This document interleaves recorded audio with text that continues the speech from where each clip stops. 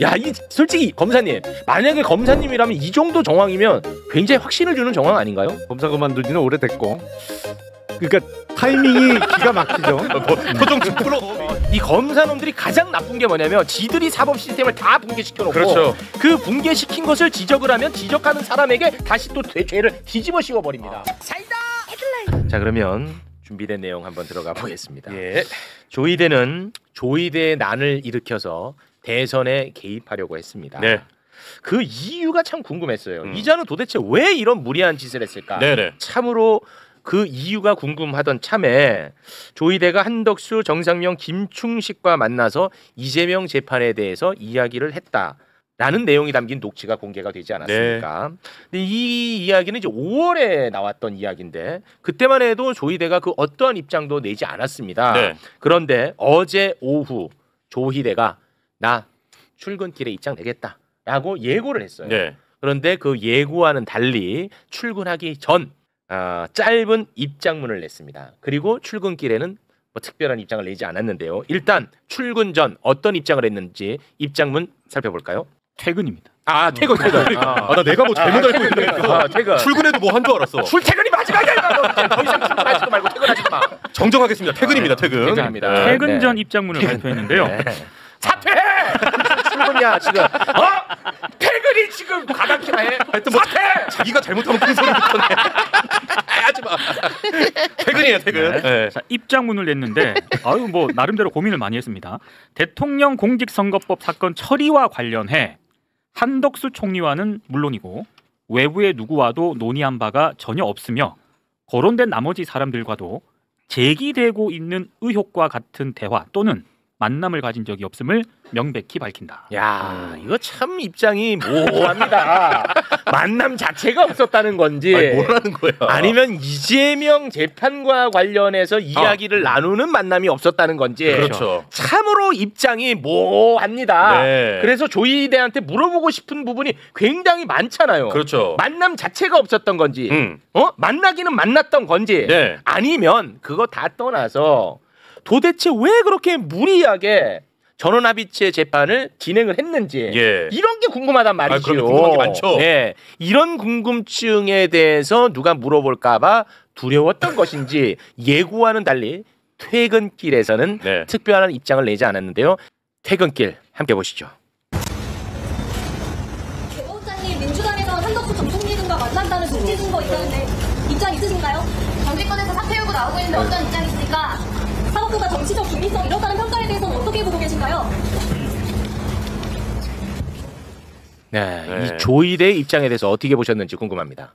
대법원장이 저런 질문을 받는다는 것 자체가 부끄럽고 참담한 일이거든요. 그러네요. 그리고 조희대 난이라고 하셨는데 사법 쿠데타예요. 정확하게 말씀을 드리면 매부쇼에서 그 날짜를 굉장히 잘 정리하셨더라고요. 보시면 4월 24일 날 조희대 많이 올려주세요. 저 날짜가 매부쇼 최고예요. 왜냐하면 저 4월 22일 날 소부에 배당하자마자 또 전화합의 해부해요. 전화합의체 해부하고 24일 날 두 번째 기일이거든요. 그렇습니다. 그러니까 재판을 두 번 한 겁니다. 그러니까 24일 날 전날 대법관들의 표결이라고 지금 적어놓으셨는데 합의가 끝난 거예요. 그러니까 저때 이미 판결에 대해서 대법관들이 의사를 표명한 거예요. 전날 표명했기 때문에 선고기일을 잡은 거거든요. 그러니까 22일 날 전합의 회부되고 24일 날 재판이 끝났기 때문에 이틀 만에 쿠데타인 겁니다. 그러니까 9일이라고 말씀도 하시고 많은 분들이 그렇게 하시는데 그게 아니고 이틀 만에 7만 페이지 사건 기록을 제대로 읽지도 않고 이틀 만에 조희대의 사법 쿠데타가 벌어진 거예요. 그러면 왜 저것이 저렇게 됐는가에 대한 질문을 이제 하는 거잖아요. 맞습니다. 그럼 한덕수하고 만났는지 만나서 논의를 한 것이 맞는지 이런 의혹에 대해서 아무런 답변을 하지 않는 거예요. 저 입장문은 두 가지로 보시면 됩니다. 하나는 첫 번째 한덕수와 논의한 사실이 없다. 두 번째 나머지 사람들과도 만난 사실 없다. 이 두 가지인데 그럼 한덕수하고는 만났는지에 대한 답은 안 되는 거예요. 저것은 한덕수하고 만났는지 그 만남 자체에 대해서 저희 의원실에서 해당 그 기간에 조희대의 일정에 대해서 저희 자료 요구했습니다.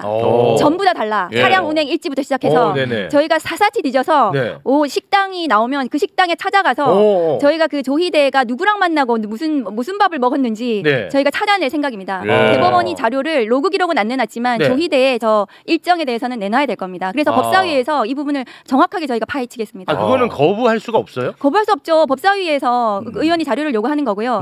만일에 거부하면 법사위 의결로 정말로 네. 달라고 할 생각입니다. 저희가 한덕수에 대해서도 요구해놨거든요. 근데 국무총리실에서는 긍정적인 답변이 왔어요. 그러니까 한덕수가 그 해당 기간에 어디 갔고 누구 만났고 했는지에 대해서 저희가 확보하면 네. 한덕수부터 추적하면은 나올 거 아니에요. 예. 그 조희대 거랑 이렇게 같이 해가지고. 양쪽에서 다 받기 전에는 그럼 말씀하지 마세요. 맞습니다. 예. 네. 그래서 저희가 정말 그 지금 날짜가 몇 개 있더라고요. 지금 오. 민주당에서 지금 그 문제 삼는 날짜 네네. 만났을 거라고 얘기하는 그 예. 날짜에 두 사람 어디서 뭐 했는지 저희 추적해서 끝까지 정말 저런 논의 뭐 오. 모의를 했다면 저것은 쿠데타 모의인 거거든요. 예. 저희가 끝까지 파헤치겠습니다. 야, 그거 낼까? 그거 안 낼 것 같은데. 안 낼 수는 없군요. 법사의 의결로 한번 아. 저희가 요구 한번 해보겠습니다. 아, 조희대에 대해서. 괜찮은데. 네. 안 낼 것 같은데. 아니, 안 낼 것 같아. 안 낼 것 같죠? 아니 그 직위원에 대해서도 지금 뭐 아예 입장이 없잖아요. 그러니까 뭐 그냥 불편하고 불리하면 아예 입장을 안 내버리니까. 이 조희대 대법원에서 아마 대법원장의 공식적인 행사 참석 일정 정도는 낼지 모르겠는데 네. 개인 일정 뭐 이렇게 한 거는 저희가 안될것 그 같은데. 임성근 사단장 있잖아요. 네. 차량 운행 일지에 대해서 저희가 요구해서 받았습니다. 받아서 임성근이 그 문제가 됐던 사람들하고 어디서 어떻게 만났는지를 저희가 찾아냈어요. 그 최근에. 그래서 아마도 이거는 뭐 차량 운행 일지 관련해 가지고 자료를 요구해볼 생각입니다. 그러니까 관용차 차량 관용차에 대해서 운행 일지는 그렇습니다. 그거는 제출할 의무가 제출을 있는 해야 거죠. 되는 거죠. 왜냐하면 이후라도. 이런 국민적 의혹이 제기가 된 거잖아요. 네. 그럼 만약에 행여나 관용차 말고 예를 들어서 뭐 카카오 택시를 타고 갔으면은 요거는 좀 알아내기는 어려운 부분이 있겠군요. 그것은 좀 어렵긴 그거는 하겠지만 어려울 관용차 수 타고 있고. 다니지 않았을까요? 대법원장 네. 관용차로 이동했겠죠. 아 그런가요? 임성근 전 사단장은 전 사단장이고 조희대 아니요, 대법원장은 임성근이 그 당시에 재직 당시에 차량 운행 기록을 저희가 확인을 했죠. 아니 그러니까 네. 그 자료 외출을 요구해서 받을 그 때는 시점, 이미 해병대 1사단장직은 아닐 때잖아요. 그렇지만 임성근 떠났을 연수원에 때잖아요. 있을 때죠. 연수원에 있을 때 그때 당시에 그 연수원 있으면서 어떻게 그 저기 동선에 대해서 저희가 요구를 했는데 어쨌든 저희는 이 의혹에 대해서는 밝혀야 되는 거 아닙니까? 그리고 당연하죠. 조희대 본인이 떳떳하면 낼 수 있는 거 본인을 아니에요? 위해서라도 밝혀야 본인을 됩니다. 위해서라도 사법부를 위해서라도 사법부의 권위를 위해서라도 그렇습니다. 밝혀야 되고요. 저는 뭐 낼 거라고 생각합니다. 네. 내야 된다고 생각하고요. 저는 이 조희대 입장문을 보면서 네. 제가 군법무관 13년 하면서 주로 이제 군인들을 도와주는 역할을 했는데 네. 한 1년 정도 군검사를 했었는데 네. 만약에 이런 이야기를 들으면 저는 이분한테 이런 질문을 하고 싶어요. 뭐냐면 이분이 지금 이재명 대통령 후보 파기환송 관련된 사건 관련돼서 전제해서 네. 외부와 논의나 만남이 없었다 이렇게 하면 저는 만약에 제 피의자가 그렇게 얘기를 하면 그러면 그 사건 관련 말고는 만난 사실이 있느냐? 그렇죠. 저는 그렇게 바로 물어볼 거거든요. 예. 여기서 중요한 건 뭐냐면 이분이 이 말을 하고 나서 왜 일체 기자들을 피하느냐는 거예요. 그렇습니다. 바로 이 질문이거든요. 그렇죠. 대통령 공직선거법 사건 처리 관련해라고 했으니까 그럼 관련 안에서는 만났나요? 대답할 길이 없을 겁니다. 갑자기 그런 생각이 났습니다. 그러니까 저희가 그 판사들이 생각보다 가슴이 되게 새 가슴이에요. 그래서 윤석열 막 이런 사람들은 스태핑하면서 막 아무 말이나 막 하는 스타일인데 네네네. 판사들은 굉장히 새 가슴이어가지고 아마 이렇게 지금 김경호 변호사님 자신이 말씀하시는 보군요. 저런 질문에 대해서 답변을 할 만한 그런 겁이 이게 났구나. 그게 안 되지 않았나 네. 그래서 피하지 않았나 싶습니다. 그러니까 이 네. 예고를 했거든요. 맞아요. 태극기네 다 기다렸어. 네. 그래서 다 기다렸는데 갑자기 뭐 5시 20분인가 네. 입장문으로 이제 가름해 버렸어요. 예. 그리고 퇴근길에는 이렇게 뭐 사각형 형식으로 뭐 이렇게 뭐 이렇게 가더라고. 네. 아 죄송합니다. 네. 아 제가 너무 화가 나 있는 겁니다. 사각형 형식. 네. 아 제가 화가 많이 나 있어요. 예. 죄송합니다. 자, 이 조희대 만행 저희가 약간 뒷부분을 좀 추가를 해놨거든요. 저희가 계속 이걸 업데이트하고 있습니다. 뒷부분에 네. 지금 이제 한덕수 만났냐 안 만났냐가 뭐 그렇게 중요하냐라고 생각하는 분들이 계실 것 같아서 요거를 제가 딱 표기를 해놓은 거예요. 5월 1일에 이재명을 이제 대통령 선거에 못 나가게끔 자기들 딴에는 결론을 딱 내려버리고 그렇습니다. 그리고 한덕수가 야 이거 약속대로 진짜 이게 되네. 맞다. 야, 이 약속 지키네. 그날이야, 그날. 알았어. 그럼 나는 그만두지 뭐. 네. 판 다 깔린 대로 가는구나. 이 기차 가네. 하고 4시에 사퇴. 맞습니다. 이렇게 맞습니다. 의심이 되는 거예요. 예. 그러니까 그 만남이 중요한 겁니다. 그렇죠. 그래서 예. 파기환송 판결을 전 국민에게 생중계했습니다. 그렇습니다. 그것도 굉장히 이례적이고 그게 그렇게 해서 이재명이라는 대통령 후보를 우리가 이 후보는 이제 없어져 이걸 그렇죠. 전 국민한테 알려줬죠. 알려준 거예요. 네. 그리고 한덕수의 더 출마가 있는 거거든요. 그러니까 한덕수. 굉장히 짜여진 각본 아니야? 이런 의심이 당연하죠. 들어가는 예. 거죠. 그러니까 한덕수가 우리한테 너무 많은 힌트를 줘버린 거야. 한덕수는 항상 우리가 박지원 의원님이 한덕수를 가장 잘하는 사람으로 알려져 있잖아요. 예. 계속 얘기했거든. 한덕수는 지는 싸움 안 한다. 그리고 판 안 깔리면 안 한다. 계속 그 얘기를 했거든. 맞아요. 그러니까 한덕수가 보다가 그동안에는 이제 사퇴를 안 했죠. 근데 실제 판이 깔리는 걸 확인을 하고 바로 그냥 이거 해볼 만한 거 아니야? 야, 이 솔직히 검사님, 만약에 검사님이라면 이 정도 정황이면 굉장히 확신을 주는 정황 아닌가요? 아니, 검사 그만둔 지는 오래됐고 그러니까 타이밍이 기가 막히죠. 표정 좀 풀어. 잡혔어. 네. 저는 이 대목에서 지금 말씀이 아직 안 끝났어요. 그러니까 한덕수 전 총리는 공직 뭐 50년 얘기를 하는데 절대로 자기 리스크로 어떤 장사를 해본 적이 한 번도 없는 맞습니다. 그죠? 공직에 계속 있다가 공직을 쉬는 사이에도 뭐 어떤 뭐 사업을 시작하거나 뭘 할 수도 있는데 항상 월급 받는 자리에만 있었어요. 그렇잖아요. 네. 그러니까 뭐 국내 최대 로펌에 월급 받는 자리에 가 있거나 아니면 무슨 협회의 회장으로 가 있거나 그러니까 리스크를 지기를 너무너무 싫어하는 사람이에요. 맞아요. 나는 뭐 그냥 뭐 이렇게 기사 나오고 법인카드 나오고 월급 주면 그건 오케이. 근데 내가 리스크를 짊어지고 무슨 사업을 한다든지 뭐 스스로 뭘 하는 거는 평생 해본 적이 없는 사람인데 선거 출마는 그야말로 진짜 리스크지. 어떤 사업보다 리스크가 큰 일이에요. 그렇습니다. 이거는 뭐 사업은 하다가 안 될 것 같으면 일찍 접고 뭐 본전에서 조금 까먹고 회수할 수는 있지. 네. 선거는 그냥 올 오와 나싱이거든. 그렇죠. 당선되면 올이지만 낙선하면 그냥 아무것도 안 남아요. 그냥 김용남 봐라. 그렇지. 뭐 있어. 아무것도 없거든. 근데 이거를 파기환송 선고가 사실은 그때 한 그 선고문 읽는데 한 30분쯤 걸렸던 걸로 제가 기억을 해요. 그때 방송했었죠. 네. 그러니까 선거 끝나자마자 30분도 안 돼서 사퇴를 해버리고 출마 선언을 거죠. 이거 엄청 30분 만에 결정한다고? 야, 말이 안 되지. 그 새 가슴이? 그렇지.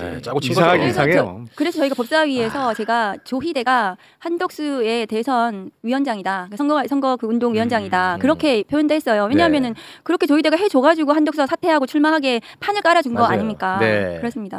자, 그러면 이 조희대 누가 봐도 이상한 짓을 한 겁니다. 그렇습니다. 이거는 이견이 있을 수 없고요. 이거는 뭐 추측의 영역이 아닙니다. 그거는 현상으로 나와 버렸어요. 그런데 지금 현직 판사들은 여기에 대해서 어떤 반응을 보이고 있을까? 이게 참 궁금했는데 조희대를 편들고 민주당을 악마화하는 판사들은 다 익명으로 의견을 내고 있어요. 잠깐 좀 살펴보죠. 언론에 등장한 익명의 판사들입니다. 수도권의 한 부장판사. 근거가 명확하지 않은 걸 들이대면서 공격하는 건 바람직하지 않다. 그리고 지방법원의 또 한 부장판사가 익명으로 사실이 아닌 거짓으로 사법부 수장을 공격하는 건 사실상 음해다. 이건 도가 지나치다. 그리고 수도권의 또 한 부장판사가 대법원장에 대한 외부의 공격은 사법부 전체의 위기다. 사법부에 대한 대통령과 여당의 인식이 매우 위험하다는 생각이 든다. 정말 이 답 없어 이 사람들. 아니 조희대가 한 짓이 있는 건데 그 얘기는 쏙 빼고 이렇게 얘기를 해. 근데 반면에 조희대를 향해서 쓴소리를 하는 판사도 존재합니다. 근데 이 판사는 자신의 실명을 까고 법원 내부 게시판에다가 글을 올렸습니다. 한번 살펴볼까? 이분은 진짜 대단한 용기입니다. 송승용 서울중앙지법 부장판사고요. 대법원장께 건의드립니다. 어떠한 경우라도 법원의 판결이 성역으로 남을 수는 없다. 법조계를 비롯한 많은 국민들이 전원 합의체 판결에 대하여 응분의 우려와 의심을 했다면 그런 우려와 의심을 해소해 주어야 할 적극적인 책임과 의무가 있다. 이 내용을 썼고요. 그리고 지귀현이에 대해서도 한마디 했습니다. 내란 사건 재판장의 윤리 감사 결과를 조속히 공개해야 한다. 지귀현이. 와, 이분은 진짜 우리의 일반 상식과 굉장히 맞닿아 있는. 그렇죠. 지극히 상식적인 지극히 상식적이죠. 그렇죠. 저도 그래서 그 조희대와 한덕수를 고발할 때 그때 그 죄명을 뭘로 할 것이냐. 직권남용은 이제 기본인 거고 바로 그 파기환송 판결을 하고 1시간도 안 돼서 이렇게 했을 때는 대법원은 지금 그 많은 사건을 처리하려고 대법관 수를 늘리는 건 싫고 왜냐하면 도장 찍어서 수억 받아야 되니까 상고법원을 지금 상고법원을 설치하는 게 지금 노래를 부르는데 그 수건 사업이죠. 저는 아마 개인적 의견인데 이때 이게 딜이 들어가지 않았을까. 유력한 대통령 후보를 끌어내리고 그러면 한덕수 이분이 될 수 있는 가능성이 더 높아지는 거고 그리고 상고법원을 설치해달라 이분 개인적 의견입니다. 그래서 수뢰죄를 하나 더 넣었습니다. 고발에다가 예. 그거까지 하나 더 추가를 해서 고발을 한 상태입니다. 그렇습니다. 네. 송승용 판사는 송승용 판사님. 저희 동기거든요. 연수원 때는 잘 아는 그 연수생으로 같이 잘 지냈는데 지금은 아주 훌륭한 판사라고 생각합니다. 그리고 저런 목소리를 내는 건 굉장한 큰 용기를 가지고 내는 거고 유감 대법원장의 유감 표명을 촉구를 했어요. 저 정도 발언은 굉장히 센 발언이에요. 그러니까 조직의 수장에게 저런 그 발언하라 이렇게 한 거잖아요. 저렇게 하지 않으면은 사법부의 신뢰 자체가 무너지기 때문에 조희대 대법원장을 그대로 두고는 이 사법부 법관들이 재판을 이제는 할 수 없을 지경에 이르렀다는 저는 그런 표현이라고 생각합니다. 네, 이게 진짜 쉽지 않아요. 저분이 서울중앙지법 판사더라고요. 그런데도 직위원에 대해서도 저렇게 한마디를 하는 거야. 이게 사실 쉽지 않습니다, 진짜. 난 정말 저분은 이름을 좀 기억을 해야 될 필요가 있을 것 같아요. 이런 분들에게 우리가 힘을 실어줘야 이런 용기 있는 목소리가 계속 나올 수 있지 않겠습니까? 송승용 부장판사. 송승용. 근데 약간 이름이 그 귀에 익은 거로 봐서 뭔가 그 전에도 이벤트가 있었던 분 그렇습니까? 같은데. 맞습니다. 그렇죠. 예전에 안 좋은 얘기만 하지 마세요. 아니 안 좋은 얘기는 아니고요. 그럼 하세요. 그 판사들 사찰하고 이랬을 때 피해자 판사 이름으로 거론이 됐었어요. 그랬나요? 네. 공소장에 나오는 이름이에요. 그러니까 이름이 이거요. 그 양승태 때? 뭐 그때로 추정. 아니 그때 그 윤석열 검찰총장 시절에 뭐 사찰 맞아요. 있었잖아요. 네네네. 그 이탄희 의원하고 뭐 같은 그건 아니고 이제 사법농단 사건에 있어서 이 그 송승용 판사에 대해서 인사와 관련해서 아마 제 기억으로는 불이익이 좀 있었나요? 그런 어떤 직권남용 관련해서 아마 그 공소장에 이름이 나왔던 것 같고 송승용 판사 같은 경우에는 그동안 이제 법원 내부에서 목소리를 내왔던 판사는 맞습니다. 진짜 훌륭하군요.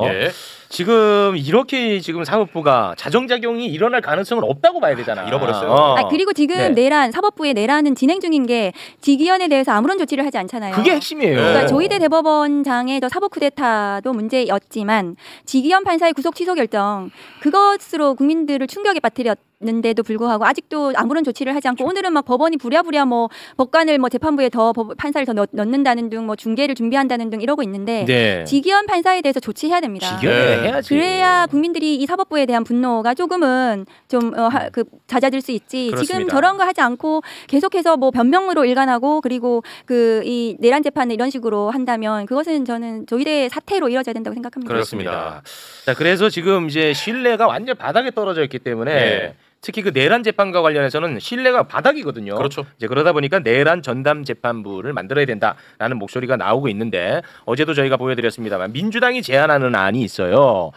근데 이 안 중에 이제 국회 추천 저거는 조금 문제가 된다라는 목소리가 많아서 저거는 이제 빼기로 했다라는 거 어제 말씀드렸고 또 뭐 새로운 내용이 나오고 있나요? 그러니까 국회 대신에 법무부와 판사회의 그리고 대한변호사협회가 판사를 추천하는 방안 이 방안을 지금 추진을 하는 것으로 확정은 아니고요. 지금 추진하는 것으로 지금 그쪽 방향으로 이제 맞습니다. 가는 것 같습니다. 내란 전담 재판부 관련해 가지고는 또 우리 권사님이 또 강력하게 반대하는 입장이거든요.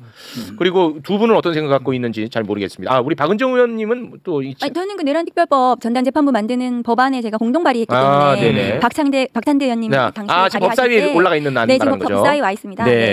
그러면 우리 의원님 말씀부터 좀 들어볼까요? 일단 전선이 너무 넓어요. 제가 보기에는. 너무 넓어져. 아니 그러니까 지금 집권한 쪽에서는 지금 검찰 개혁은 이미 게임이 끝났다라고 생각을 하는 건가 보죠. 그렇진 않죠. 아니 그러니까 제가 늘 얘기하지만 싸움의 제1원칙은 전선을 넓히면 안 돼요. 한 번에 하나씩이지. 근데 이게 검찰 개혁을 지금 추진하고 있으면서 동시에 법원도 한다? 아니 이게 어떻게 보면 이제 법조계로 표현할 수 있는 건데 모두를 적으로 돌리는 거다. 전선이 너무 넓단 말이에요. 이게 제가 보기에는 약간 무리인 것 같은데 이게 이래도 순서가 있는 거지. 전략적으로 요거는 조금 한 번에 뭐 다 해버리겠다. 아니 마음이야 그러면 시원하겠지. 근데 현실적으로 그게 그렇게 만만한 게임일까? 나는 그게 의문이에요. 지금 뭐 만만하진 않죠. 아니 그러니까. 실제로. 저 한마디 해도 될까요? 한마디 하시는 게 좋을 것 같습니다. 그거 하려고 왔어요 지금. 뭐요? 내란 전담 재판부. 일단은 9월 12일 날 전국 법원장 회의에서는 위헌적인 요소가 있다. 저는 그 충격을 받았는데요. 그 입장에. 저는 헌법과 법률로 즉 법원 조직법으로 한번 논리적으로 말씀을 드려볼게요. 우리 헌법에 102조 3항입니다. 102조 3항에 대법원과 각급 법원의 조직은 조직은 법률로 정한다. 법률로 정한다는 조직은 무슨 말이냐면 조직, 구성, 권한, 설치, 관할까지 다 포함됩니다. 조직이라는 의미가 설치, 관할. 법률로 정한다. 이 부분이 중요합니다. 이게 바로 헌법 1조 2항의 모든 국가 권력은 즉 사법권도 국민으로부터 나온다는 의미입니다. 국민의 대표가 법원의 조직을 정할 수 있습니다. 그렇죠. 법원 조직 법정주의라고 합니다. 네. 이것에 따라서 법원 조직법 3조에 보면 7가지 법원을 정해놨습니다. 우리가 아는 대법원, 고등법원, 지방법원. 우리가 아는 일반 법원입니다. 네. 이거 말고 전문법원 4가지가 있습니다. 전문법원. 특허법원, 행정법원, 가정법원. 2016년 필요성이 생겨서 국회에서 만들었습니다. 회생법원. 사회가 변하면 사건이 변하고 그 전문성이 필요합니다. 이거를 국회에서 만들 수 있는 거예요. 전문 법원을 당연하죠. 그래서 이 법원 조직 법정주의에 따르면 최근에 우리 대한민국에 대형 사건이 많이 났습니다. 그런데 이태원 사건만 해도 어떻게 용산구청장이 무죄입니까? 그 공정성 시비 그리고 너무 심리가 길어져요. 집중적으로 할 필요도 있고 네. 이게 전문적인 거예요. 그래서 대한민국도 이태원 사건도 있고 세월호 사건도 있었고 이게 얼마나 지금 대한민국의 내란 반란 이게 제일 큰 민주주의의 근간을 흔드는 사건이죠. 가장 중요합니다. 모든 국민이 지금 관심을 갖고 심리가 빨리 결정이 돼야 되고 그다음에 전문성이 필요해요. 이거는 네. 군사건도 알아야 돼요. 군사법원법도 알아야 된다. 그래서 대한민국 중요 사건 전문 법원을 설치할 수 있어요. 헌법 102조 3항과 102조 3항. 법원조직법 3조에 따라 그 7가지는 열고로 끝나는 게 아니에요. 네. 그럼 회생법원이 2016년에 또 7번째 생겼잖아요. 두 번째가 더 중요해요. 두 번째는 법원조직법 7조 2항에 보면 명문으로 대법원장은 필요한 경우가 있으면 필요한 경우에 특정한 부를 선정해서 보세요. 행정. 왜요? 행정법원이 있는데도 행정. 특허. 특허법원 있는데도 특허. 그 외 조세, 노동, 군사. 군사는 2022년 7월 1일부터 국방부 고등군사법원이 폐지됐으니까 등의 전담 재판부를 둘 수 있다. 자, 여기서 해석이 네. 행정 전문 법원이 있어도 그냥 일반 법원에다가 워낙 사건이 많으니까 전담 부를 두는 거예요.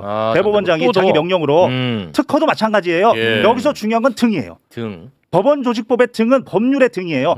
따라서 여기서 세월호의 그 특별한 사건의 세월호 전담 재판부를 뒀던 게 바로 이 법원조직법 7조 2항의 등 때문에 그래요. 그 한동훈이 등 좋아하거든요. 등 때문에 그래요. 그러나 네. 한동훈의 등은 시행령 등이에요. 그거는 법률을 넘어설 수 없는 거예요.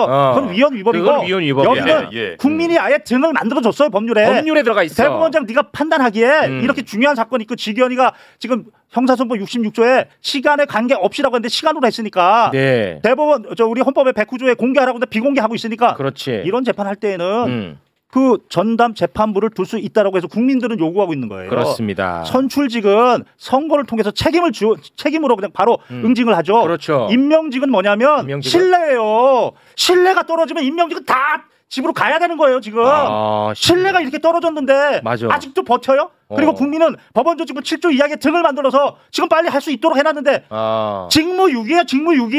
그러네.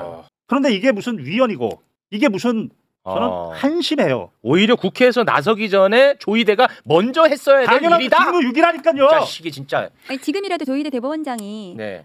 중앙지법에 내란 전담 재판부를 특별하게 그게 법에 위반되는 것이 아니라 법에 하도록 되어 있기 때문에 네. 당연히 재판부를 설치할 수 있고 그렇게 집중해서 신속하게 재판하도록 해야 합니다. 지기현 판사가 지금 제가 예를 들어볼게요. 박지원 의원에 대해서 지금 그 재판하고 있어요. 맞아요. 서해 공무원 그 사건이 다 끝난 사건이에요. 그 사건이 사실은 저는 그 윤석열의 고발 사주로 국정원의 고발 사주로 네. 이루어진 사건이라는 게 밝혀졌는데 최근에 밝혀졌습니다. 그런 그 무고한 사건도 지기현이 일주일에 2번 하고 있는데 윤석열 재판은 일주일에 한 번도 안 하고 있어요. 그것도 웃기는 일이야. 그러니까 그 지기현 판사의 그 명백한 형사소송법 위반 구속 취소 결정에 대해서는 조희대 대법원장이 법원에서 지금 징계하고 재판에서 배제시켜야 됩니다. 맞습니다. 그렇게 하지 않고 내란 전담 재판부 법에서 하도록 되어 있는 것도 지금 국회에서 그걸 하겠다니까 위헌 시비를 하는 그것은 뭐 사법부 스스로 자기들의 신뢰를 무너뜨리는 행위다. 그렇게 생각하거든요. 지금 김병호 변호사님 말씀이 맞습니다.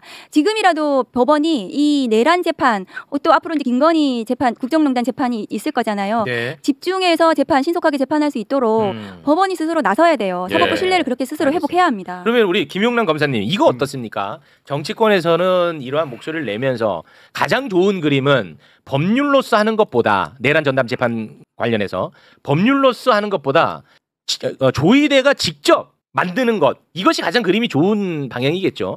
아니 가장 자연스러운 거는 사실은 지금 지기현 판사에 대한 윤리감찰을 시작했다고 몇 달 전에 발표를 했잖아요. 그건 뭉개고 있잖아요. 그러니까 얘기는 하지 마시고. 사실은 그 윤리감찰 결과를 발표를 하면서 그 전에도 어떤 비리 혐의나 이런 판사들은 일선 재판 업무에서 배제를 했거든요. 네. 그러니까 일단 뭐 어떤 재판부를 맡고 있다가도 연구법관으로 발령을 해서 일선 재판 업무에서는 뺐다고요. 네. 뭐 그런 식으로 해서 법원 내부의 인사 조치로서 인사 이동으로서 재판부 구성을 바꾸거나 뭐 하는 게 가장 자연스럽겠죠. 아, 인사로. 그건 여태까지 계속 있던 방식이니까. 네.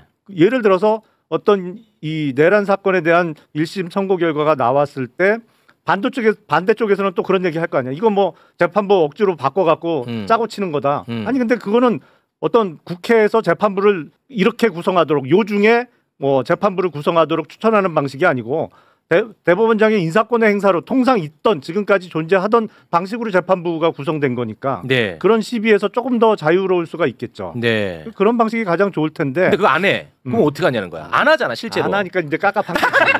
사실은. 가만 우리랑 같이 해 이제. 아니, 안 하니까 문제잖아. 이 내란 전담 재판부 만들자는 거 아니야? 그럼 우리라고 무슨 뭐 계속 이렇게 하고 싶어. 우리도 힘들지. 이렇게 하면은 판사들도 기분 다 상하고 돌아서는 거 몰라. 하지만 방법이 없어. 이제 전략적으로 아까 이제 김용남 말씀도 일리가 의원님께서 있죠. 말씀하시는 게 이제 너무 전선을 넓히면 안 된다 네, 이제 네. 말씀하시는 건데 그렇습니다. 또 한편으로 생각해 보면 개혁이라는 것은 셋불도 당김에 빼라고 그 신속하게 빨리 해버리는 것이 훨씬 그렇습니다. 더 효과적이고 그것이 또 맞을 수가 있습니다. 네. 그리고 이게 계속 뭐 역풍이나 이런 걸 생각하면서 지지부진하게 갔다가는 네. 나중에는 영원히 개혁이라는 이루어져도 안 것은 돼요. 할 수가 없는 거거든요. 네. 사법개혁과 관련해서 저희가 이 대법관 수를 늘리는 것은 지금 로그 기록 때문 아니에요? 맞습니다. 그 자기들이 기록도 안 보고 재판한다고 그래서 시간이 없다 그래서 그럼 대법관 늘려줄게. 그래서 늘리는 것에 대해서 그 법원에서도 그것은 긍정적으로 검토해 줘야 돼요. 왜냐하면 일을 줄이는 거잖아요. 네. 그랬더니 갑자기 와 우리 대법관들은 75평이 필요해. 아, 그러면서 뭐 1조 4천억. 1조 이러면서 이 자식들 돈 많이 진짜. 필요해서 아니 75평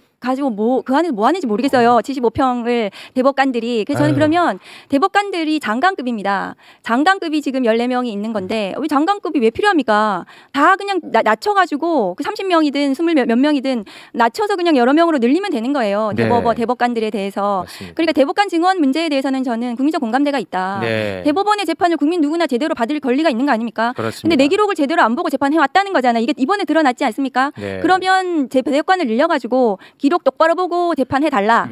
저는 이것은 사법개혁은 지금 해야 된다. 예. 그런 생각 들어요. 야 이놈들 그 개혁한다고 하니까 1조 4천억. 아 그러니까 조롱이지. 이거 완전히 대법 캐슬. 어. 대법 캐슬 75평 서초동 서초구에 이 새끼들 대법 캐슬. 이게 진짜 말도 안 되는 짓. 대법 레미안. 그러니까 그 대법관 증언에 반대하는 이런저런 이유를 들면서 그 얘기는 조금 내가 봐도 그건 오버한 것 같아요. 말이 안 되죠. 네, 알겠습니다.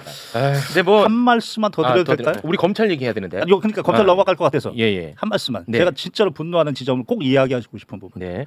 9월 10일 전국 법원장 회의의 키워드는 독립이었습니다. 맞아요. 그들이 독립이라고 했습니다. 네. 그럼 이렇게 물어보고 싶은 거예요. 우리 헌법 1조 2항에 모든 국가 권력은 국민으로부터 나온다고 했습니다. 맞습니다. 사법권도 국민으로부터 나오는데 네. 국민으로부터 독립을 주장하고 있다. 왜냐하면 우리 헌법의 5장에 보면 101조부터 110조까지 10개 조문이 있는데 그중에 독립은 103조에 있고 그 독립이라는 단어가 101조를 보면 사법권은 법관으로 구성된 법원에 속한다 이렇게 돼 있습니다. 이게 뭐냐면 하드웨어. 사법부의 하드웨어 독립이에요. 무슨 말이냐면 사법부 내지 사법권은 법관이 해야 되고 네. 우리가 아는 법원에서 해야 되는 거예요. 법관이 아닌 사람들이 군법무관들이 하죠. 법원이 아닌 군부대에서 하죠. 그때는 헌법 110조의 특별법원이라고 하는 거예요. 그건 하드웨어 부분이에요.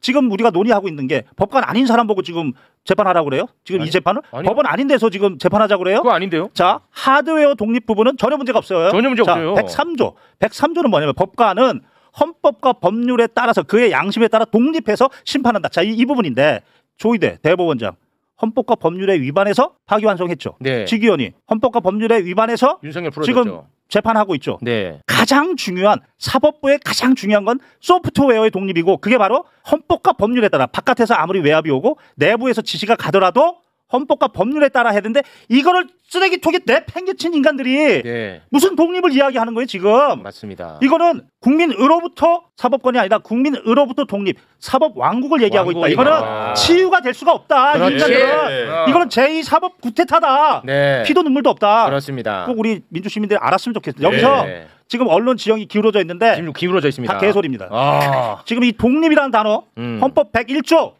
무슨 법관 아닌 사람 보고 하랍니까? 법원 아닌 데서 하랍니까? 자기들이 지금 헌법과 법률 가장 중요한 독립을 훼손시켜놓고 무슨 독립을 이야기하는 거야? 네. 저는 이 지점이 화가 나서 여기 나왔습니다. 맞습니다. 이런 개혁을 할 때 우물쭈물하거나 타협을 하잖아요. 예. 그러면 공수처장 나고요. 검경수사권장 납니다. 아 그렇습니다. 그때 그래서 결국은 그때 우물쭈물하게 만들었던 놈들 있지. 네네네.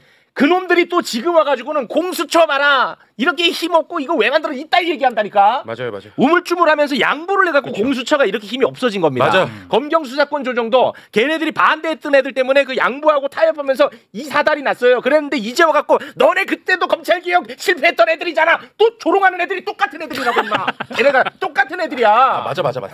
아니 내가 보기에 오늘 방송은 그냥 둘이 하면 되겠어. 소리 지르는 두 분이 해. 그냥 너무 힘드니까 자제하겠습니다. 자제하겠습니다. 자 이제는 검찰로 넘어가도록. 또 더하겠네. 네. 와 나는 이거는 진짜 문제가 굉장히 심각합니다. 예. 이재명을 잡아 넣으려고 검찰이 범죄자들하고 짜고 거짓 증언을 하게 했다. 검찰청에서 범죄자들에게 술 파티를 열어줬다. 검찰청에서 심지어 업무까지 보게 해줬다라는 것을 법무부가 실태 조사를 통해서 확인을 했습니다. 그런데 지금 나오는 내용을 보니까 어마어마한 것들이 많이 나옵니다. 수감 중이었던 그 김성태 쌍방울 회장 있죠? 수감 중이었는데 수원지검에 출정 몇 차례 나온 줄 압니까? 180회. 이거 완전 영화입니다. 180회. 그리고 심지어 외부인 쌍방울 임직원들을 외부인입니다. 얘네들은 임직원들을 검사실 출입증을 달게 하고 상주를 시켜놓은 거예요. 그래서 거기서 업무를 보게 하고 뭐 심부름도 시키고 말도 안 되는 일들을 너무 많이 벌인 거예요. 이게 법무부 실태 조사를 통해서 확인이 됐거든요. 그런데 이런 짓들을 왜 했냐? 이게 이제 핵심 아니겠습니까? 2023년 2월에서 4월까지 어떤 한 특정 변호사를 중심으로 해가지고 김성태 그 일당들 있지. 얘네들의 진술은 다 조율을 끝내놨어요. 2023년 2월에서 4월까지. 그리고 2023년 5월이 됩니다. 그때 이제 이화영 부지사하고 입을 맞출 필요가 있는 거야. 조율이 필요하니까. 그래서 이 김성태가 이화영 부지사를 수원지검에 출정 나와서 어떤 이야기를 했냐. 이게 이제 핵심이거든요. 그거 한번 좀 살펴보죠. 자, 그때 당시 김성태 전 쌍방울 회장이 이화영 부지사에게 이재명은 끝났다. 우리가 모두 말을 마쳤다. 형님도 이제 이재명에게 죄를 뒤집어 씌우고 우리와 함께 나가자. 김성태가 이렇게 얘기를 합니다. 이게 이제 핵심인 거예요. 이게 검찰은 이렇게 노골적으로 불법을 저질렀는데 이화영이 이러한 사실을 세상에 폭로하자 바로 검찰이 나서서 거짓말로 진실을 덮어버립니다. 당시 수원지검의 새빨간 거짓말 다시 한번 보겠습니다. 교도관 38명 전원, 대질 조사를 받은 김성태 회장과 방용철 전 부회장 등 쌍방울 관계자들 음식 주문 및 출정 기록 등을 확인한 결과 검찰청사에 술이 반입된 바가 없다. 이렇게 새빨간 거짓말로 진실을 덮어버렸죠. 그리고 이원석 당시 검찰총장이 갑자기 또 나서가지고 헛소리를 그냥 배설을 해버립니다. 이원석 당시 검찰총장의 영상 함께 보고 오겠습니다. 1년 7개월 동안 재판을 받으면서 주장하지 않았던 내용이 재판이 종결되는 지난 4월 4일에 검찰청에서 술을 마셨다는 그런 주장을 하고 있습니다. 사법 시스템을 무너뜨리고 붕괴하려는 시도를 하고 있는데 공당에서 그러한 이화영 부지사의 진술만 믿고 이에 끌려다녀서는 안 된다. 다시는 법원과 검찰의 사법 시스템을 무력화시키거나 공격하거나 흔들어대는 일을 해서는 안 된다. 이를 그만둬야 한다 하는 말씀을 드리고 싶습니다. 이 검사놈들이 가장 나쁜 게 뭐냐면 지들이 사법 시스템을 다 붕괴시켜놓고 그 붕괴시킨 것을 지적을 하면 지적하는 사람에게 다시 또 죄를 뒤집어 씌워버립니다. 이게 가장 나쁜 짓입니다. 분노해주세요. 나 너무 힘드네. 분노 자판기도 아니고. 근데 이제 분노해야지. 일단 분노가 전달됐습니다. 나 너무 화가 나 진짜. 왜곡죄가 왜 필요한지를 또 한번 보여줬다. 더 나가서 이번에 법 왜곡죄를 만들어서 이런 중요한 사건 어떻게 검찰총장이라는 자가 국민들 앞에서 사법 시스템 붕괴 시도라는 이런 말을 썼을까? 그래서 좀 소급해서 우리가 좀 역사를 정리할 필요가 있겠다. 법 왜곡죄를 신설해서 그 부칙에다가 좀 소급 조항을 줘가지고 이런 것들은 단죄할 필요가 있겠다. 네. 뭐 그런 생각이 듭니다. 아 진짜 너무 힘들어. 저희 법사위에서 이화영 부지사를 이제 출석해가지고 네. 그 당시 술자리에 그렇습니다. 대해서 질문을 했거든요. 근데 그렇습니다. 진술이 매우 구체적이고 일관됐습니다. 네. 그렇게 아마도 검찰을 상대로 거짓말을 한다는 것은 그 위증을 네. 무릅쓰고 한다는 것이 쉽지 않은 일이거든요. 그런데 그 법무부 대검에서 저렇게 해명을 하는 것이 제가 굉장히 이해가 안 됐어요. 아 당시에. 근데 저런 허위 해명 자체가 네. 사실은 법적으로 문제가 될 수 있습니다. 왜냐하면 당시에 교도관들 중에서 그 이화영 부지사의 저 그 진술 회유 관련한 이 그 출석 관련해서 여러 가지 그 교도관들의 메모나 이런 것들이 있다는 거잖아요. 이번에 지금. 다 그거를 확인한 그것이 다 거예요. 드러났다는 거잖아요. 그거를 확인한 겁니다. 그러면 그것을 확인을 하고도 저렇게 거짓된 해명을 했다면 저것은 은폐잖아요. 네. 그러면 이 은폐 과정에 연루된 검찰 간부들은 전부 다 법적으로 문제가 되는 것이고, 네. 그리고 이것이 이제 이화영 부지사 당시에 이제 대법원까지 판결이 났잖아요. 이런 문제 제기를 했는데도 불구하고 받아들여주지 않았어요. 법원을 법원이. 상대로 맞아요. 그러면은 검사들이 거짓을 한 거 아닙니까? 네. 그럼 이건 전제적인 어쨌든 국기문란 국가적인 범죄 행위이다. 네. 그 법의 곡대를 지금 없지만 그게 굳이 그것을 얘기하지 않더라도 여기에 연루된 검찰 간부 그리고 이 사건 자체에 대해서 저는 다시 들여다봐야 된다. 네. 그리고 그 심각한 사건이요. 법무부에서 아마 이제 감찰에 착수한 것 같은데 맞습니다. 그 박상용 검사가 또 입장을 발표를 했어요. 예, 박상용이가 예. 이런 와중인데도 입장문을 또 냈더라고요. 잠깐 짧게만 한번 볼까요? 네. 이 와중에 이번 법무부 발표는 이화영 전 부지사 측의 주장을 답습하고 있을 뿐이다. 주장이 아니고 지금 다 나왔다고 정황이 당시 교도관들의 메모장이라든지 다 나왔다고 진술 등이. 그러니까 교도관들은 자신들이 처벌받아요. 만일에 이게 예. 그 공범들끼리 같이 있게 하고 뭐 술을 먹게 하고 이런 것들이 전부 다 그 규정 위반이기 때문에 자기들이 꼼꼼하게 나중에 책임을 면하기 위해서 해놨을 거거든요. 네. 그런데 박상용 검사의 저런 입장문이 굉장히 친윤스러워요. 그러니까 친윤 검사들은 뭐 이렇게 그 의혹 제기하거나 하면은 바로바로 저렇게 입장문을 발표해서 언론에 네. 이게 양자가 같이 맞습니다. 나오도록 만들어요. 맞아요. 저것이 전형적인 친윤 검사들의 언론 플레이입니다. 박상용 검사는 이 부분에 대해서 저는 법적으로 전 책임져야 된다라고 생각하고 저희가 이제 다음 주 월요일 날 입법 청문회 증인으로 지금 채택되어 있거든요. 박상용이요? 박상용에 대해서 네. 온답니까? 국민의힘에서 지금 증인으로 신청했습니다. 박상용에 잘했네. 대해서. 예. 눈치 없이. 그래서 네. 나경원 의원 등등이 신청하셨어요. 네네네. 네. 그래서 나오면 이제 물어보려고 그럽니다. 어떻게 된 건지. 네. 이 전체적인 의혹에 대해서 지금 제대로 법무부에서 감찰을 받아야 되는 거잖아요. 네. 아마 감찰 조사를 받을 텐데 조사 받기 전에 국회에 나와서 이실직고하고 본인의 죄를 네. 본인이 잘못한 부분에 대해서 와, 그 국민들께 기대되네. 사죄해야 됩니다. 네. 저는 우리 검사님 의견이 궁금해요. 아니 그러니까 제가 조금 네. 조언을 드리자면 네. 그때 박상용 검사만 증인 채택을 할 게 아니고 제가 보기엔 그때 출정 나간 교도관을 불러야 돼요. 사실은 옛날에는 구속 피의자나 이런 사람들 검사실로 불러서 조사하다 보면 보통 이제 점심 시간이 되면 거기서 뭐 설렁탕도 시켜주고 이렇게 밥을 먹이잖아요. 네. 그러면서 뭐 가끔 담배도 피게 해주고 할 때가 있었어요. 네. 뭐 그게 그냥 옳은 일은 아니지만. 네. 그게 다 지나갔어. 근데 네. 어느 시점부터 교도관들이 그걸 막더라고. 이게 안 된다고. 이번에도 막았대요. 아니 그러니까 그 전에는 그냥 사실 다 좀 진술을 이끌어내기 위해서 네. 뭐 담배도 피게 해주고 뭐 해줬어요. 그전에. 네. 그리고 그거에 대해서 교도관들이 제지하는 법이 없었어요. 네. 근데 2000년 넘어서 어느 순간부터는 교도관들이 이 규율 위반이라 안 된다고 막더라고. 그랬구나. 그러니까 교도관들은 그걸 싫어해. 그런 거. 근데 술을 만약에 줬다고 하면 더군다나 질색 팔색을 했을 거예요. 교도관들. 아니 그거는 추측이 아니라 했대요. 아니 그러니까 그러니까 박상용 검사만 국회로 부를 게 아니고 교도관을 그때 그 출정을 출정 갔던 원래 구속되어 있는 사람은 교도관에게 신병 관리 책임이 있기 때문에 뭐 검사실에서 조사를 받던 아니면 검사실이 아니면 아닌 뭐 특별조사실이 또 있잖아요. 항상 대동하게 되어 있어요.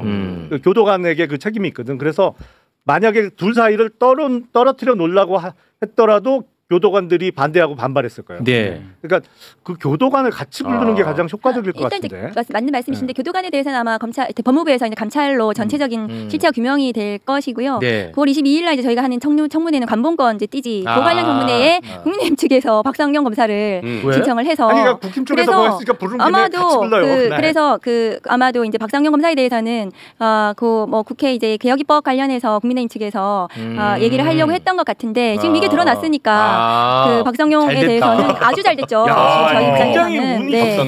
그래서 박상용 검사 지금 뭐 외국 가 있다고 그 지금 뭐 생각 얘기가 나오는데 아니고요. 지금 들어와가지고 와 있어.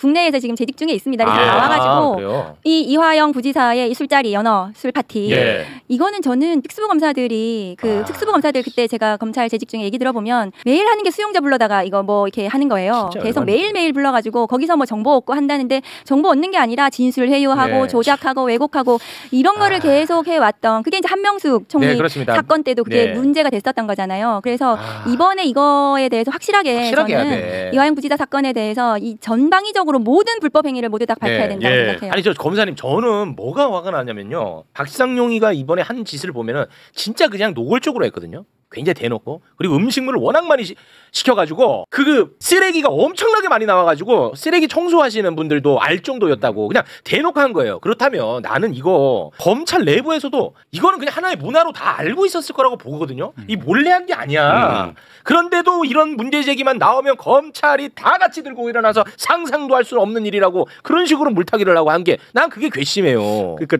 그 음식을 시켜주는 거를 박상용 검사가 자기 사비로 지출했을 것 같지는 않아요. 절대로. 아니 그거 추측할 필요 없어. 그러니까. 다 나왔다니까. 왜 자꾸 추측해? 아니 그러니까. 근데 그게 쌍방으로 했다니까. 제한이 있거든. 쓸 수 있는 그 돈이 제한이 걸려 있다고.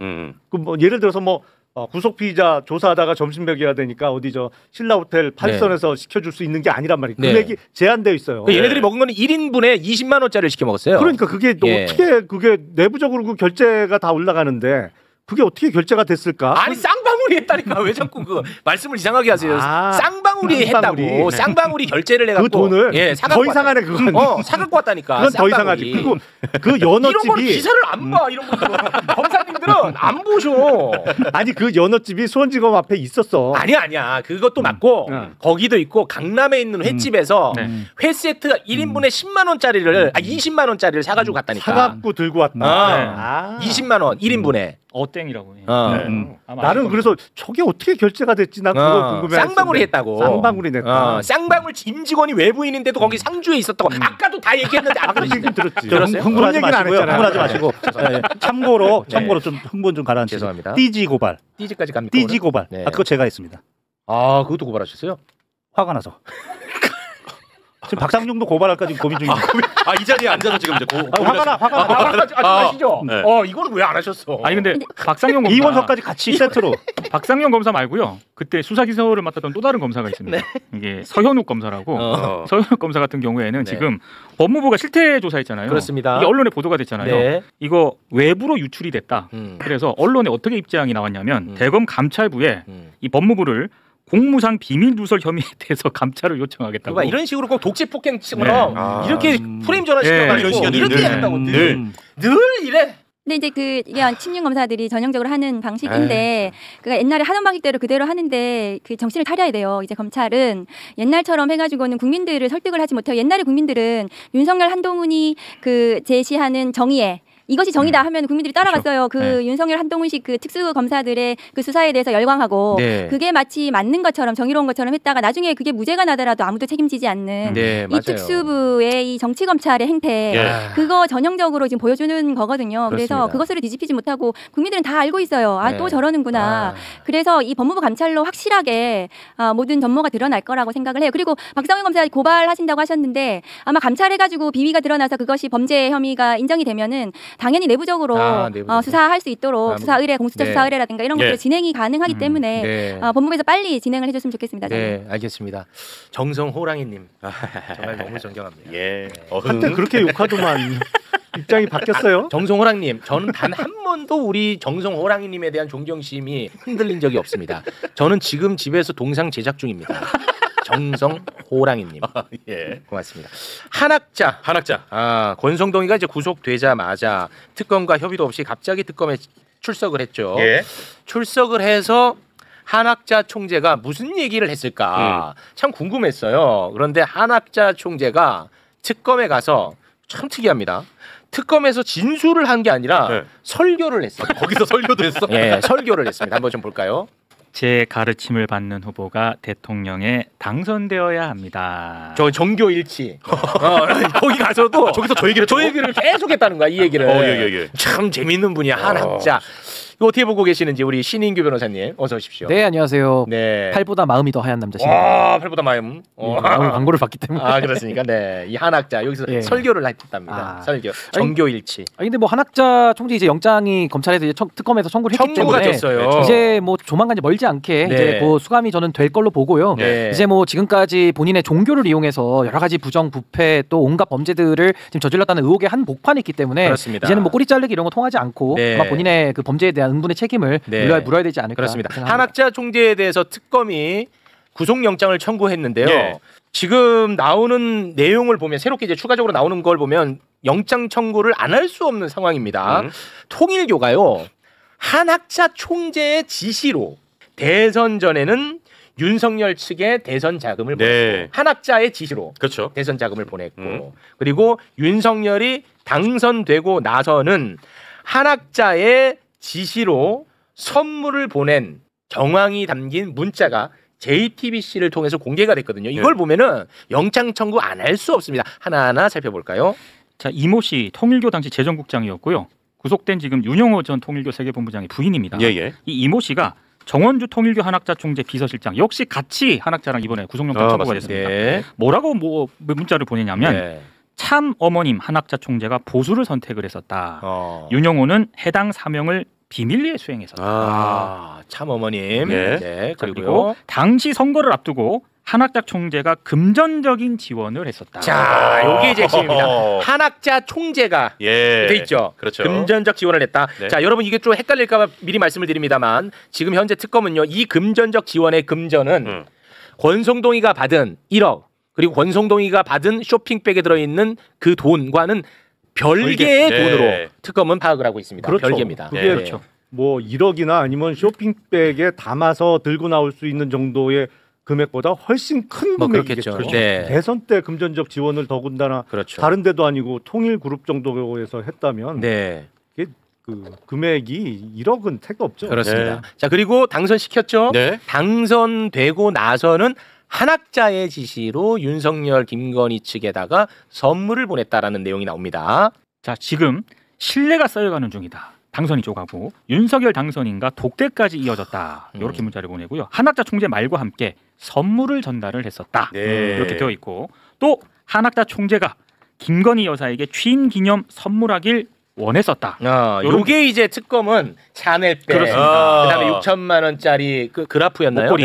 그 목걸이가 여기에 해당된다고 특검은 파악을 하고 있습니다. 그리고요. 그리고 윤영호 본부장은 김건희에게 전화를 받고 한학자 총재에게 보고를 드렸다. 네, 이걸 한학자에게 모든 것이 다 올라갔다라고 굉장히 중요한 정황이 담긴 문자입니다. 자, 이렇게 되면은 한학자의 지시에 의해서 이러한 불법 행위가 이루어진 것으로 우리가 보이기 때문에 구속영장이 법리적으로만 따지면 발부되는 게 정상이죠. 그러니까 이게 뭐 범죄의 중대성에 있어서는 지금 우리 MC님께서 말씀해주신 대로 당선 전부터 그러니까 정치자금법 위반의 혐의에 더해서 이제 또 뇌물성 혐의까지도 다 조사해봐야 되는 거거든요. 거기다가 더 심각한 문제는 당내 민주주의까지도 침해를 하려고 했던 이런 시도들까지 있기 때문에 이 범죄 혐의가 너무 중하고 또 그게 중하다 보면 당연히 또 증거인멸에 관한 우려에 관한 증거들도 많이 모아놨을 겁니다. 거기다가 또 도주료도 인정이 되기 때문에 지금 뭐 한학자 입장에서는 본인이 뭐 교주 반열인데 뭐 수술해서 지금 몸이 아프다 뭐 이런 얘기까지는 했으나 저는 그것이 오히려 저는 구속영장 더 발부에 저는 하등의 영향을 미치지 못할 것이다. 전 발부될 걸로 봅니다. 네, 이게 그 우리나라에서는 조금 뭐 약간 차분한 분위기인데 외신에서는 난립니다. 그렇죠. 이 난리예요 지금. 밖에서 난리겠죠. 왜냐하면 통일교가 뭐 일본에서 지금 어려운 처지에 처했지만 그거는 아베 총리의 그 사망 사건과 관련해서 지금 해산 명령이 내려져 있는 것이고.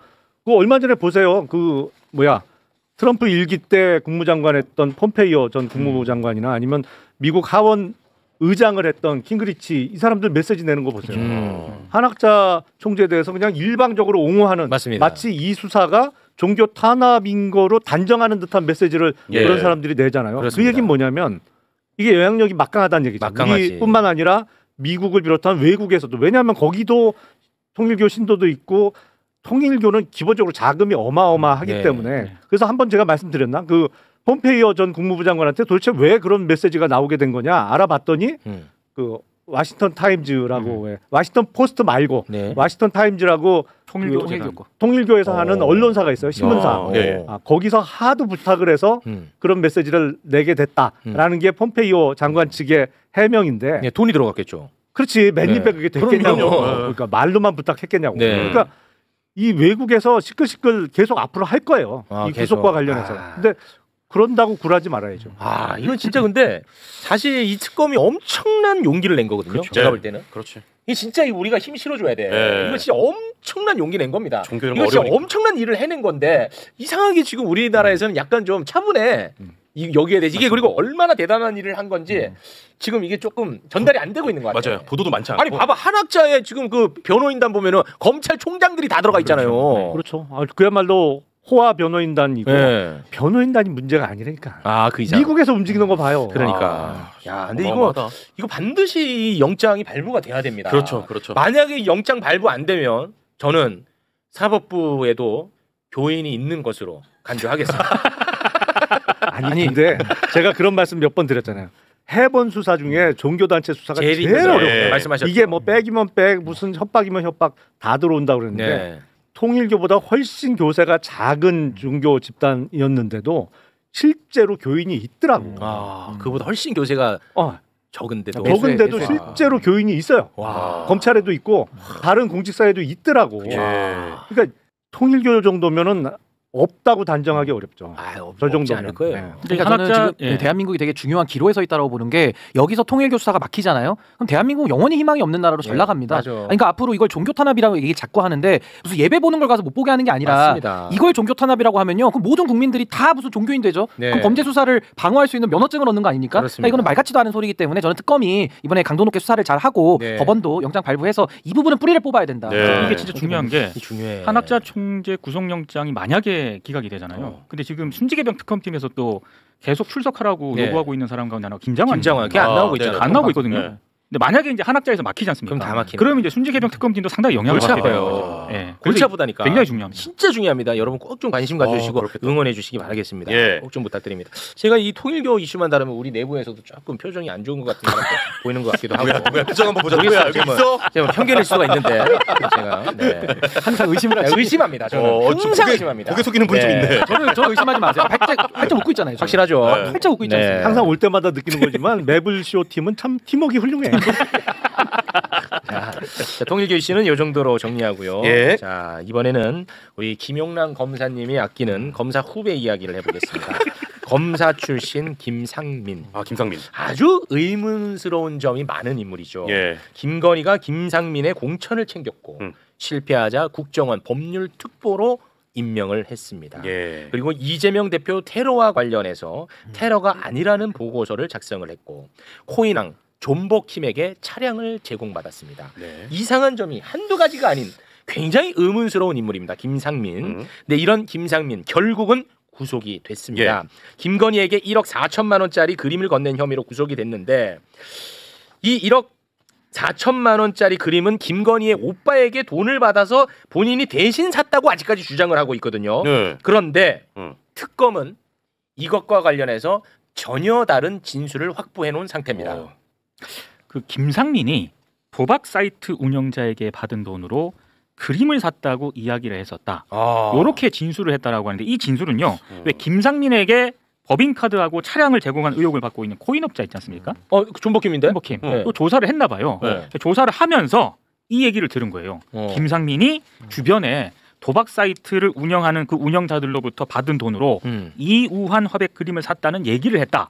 이 진술을 확보를 한 겁니다. 뭐야 도대체 어디까지 엮여 있는 거야? 근데 이게 만약에 사실이면은 김상민 전 검사가 현역 검사로 있을 때 그때 뒷돈 받았다는 얘기거든요. 그럼 이건 별도 수사를 해야 돼요.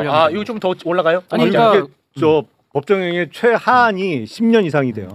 왜냐하면 뇌물로 지금 1억이 넘어가면 특가법 뇌물이 되기 때문에 법정형이 하한이 10년이에요.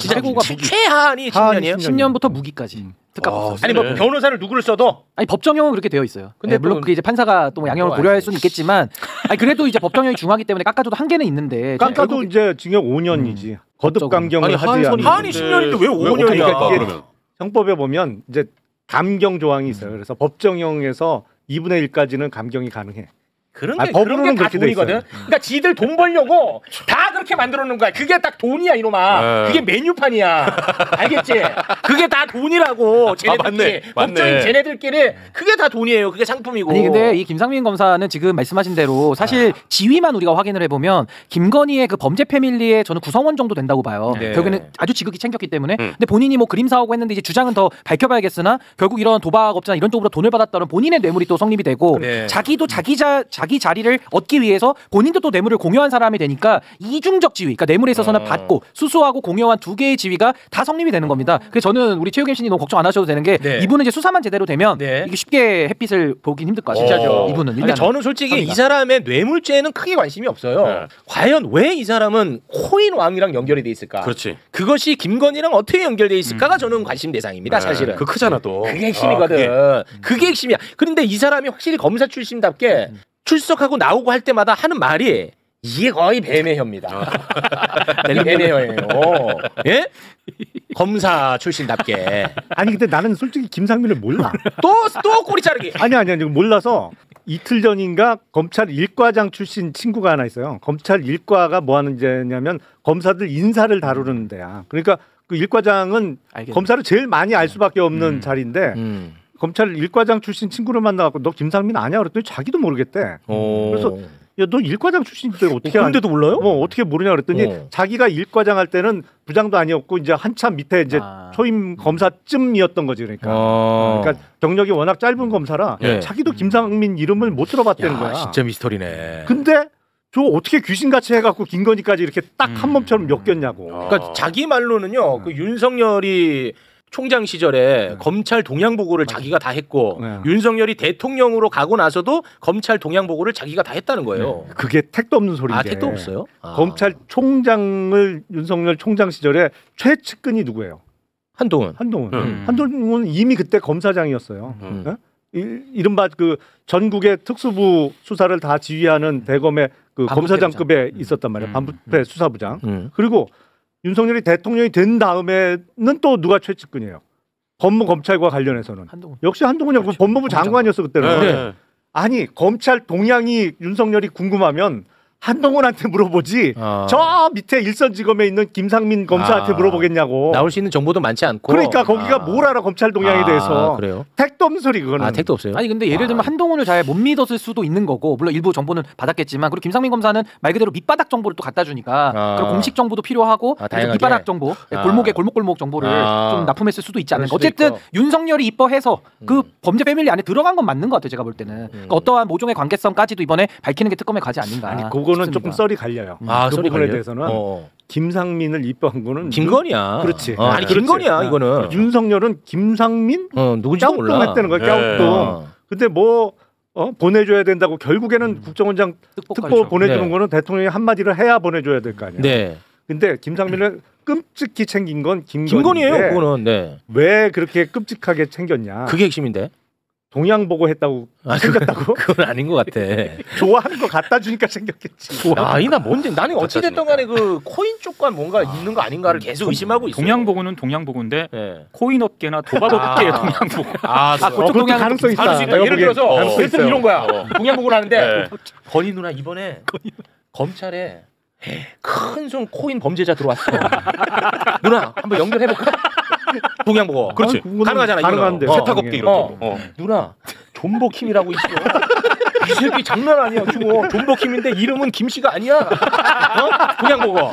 그거 동양 보고. 이거 가능하잖아. 동양 보고. 뒷골목. 야 이거. 야 이게 집단 지성이다. 야 이거 맞는 거 같다. 이거 맞는 거 같다. 범죄자 들어올 때마다 코인업계 범죄자들. 입만은 심지어 성도 속이는 놈이야. 보통 성은 안 바뀌잖아.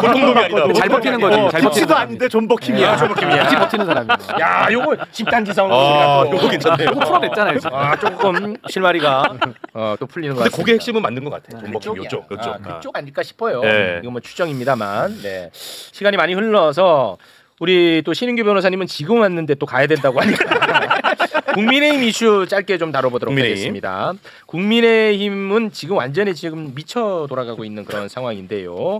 일단은 그 장동혁 대표가 그 패널 인증제 도입한다고 했잖아. 근데 이게 비판, 뭐 조롱, 뭐 엄청나게 욕 많이 먹었거든요. 그래서 이거 안 할 줄 알았거든. 그런데 사실상 패널 인증제를 실시합니다.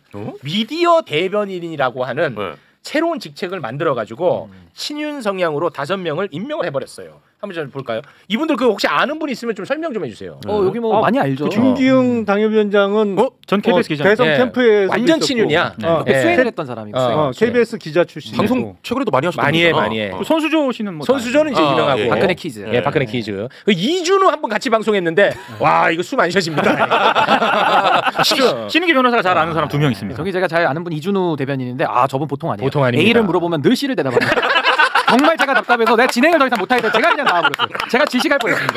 그리고 박민영 대변인은 제가 나국대 1기인데 거기서 2기 때 저기 또 등판했던 분이고 대통령실 갔던. 내 기억에 확실하진 않은데 이준우 대변인이 나경원 의원실 출신 같은데. 나경원 쪽이에요. 보좌관 출신 맞죠? 나경원 의원 보좌관 출신. 정말 쉽지 않더라고. 보통 분이 아닙니다. 근데 보통 분 아닌 분들이 이번에 그 인증 받았거든요. 그렇죠. 네. 근데 이분들 위주로 이제 방송 출연하는 거예요. 어떻게 되는 거예요? 그러니까 이제 방송국에서는 이제 보통 2대2로도 요즘 많이 불러요. 그러니까 국민의힘 사람들이 둘이 나오기도 해요. 하나는 친윤, 하나는 친 한쪽. 요렇게 두 쪽이 나오기도 해요. 4명씩 부를 때는. 그럼 이제 앞으로는 자막에 이렇게 뜨겠죠. 한쪽은 국민의힘 인증 패널, 한쪽은 국민의힘 미인증 패널. 요렇게 구별을 해야 되겠죠. 아마 방송국에서는 신경 안 쓰려고 할 텐데 국힘 쪽에서 계속 방송국 쪽에 연락을 할 거예요. 그러니까 그 미디어 대변인 왜 안 부르냐. 계속 그런 식으로 어필을 할 거예요 아마. 참 재밌어. 저런 짓을 하고 있고요. 그리고 또 어떤 짓을 하고 있냐? 생뚱맞습니다. 이분들은 그냥 생뚱맞아요. 뭐예요? 밑도 끝도 없이 갑자기 이제 막 취임한 이재명 대통령 탄핵을 하겠답니다.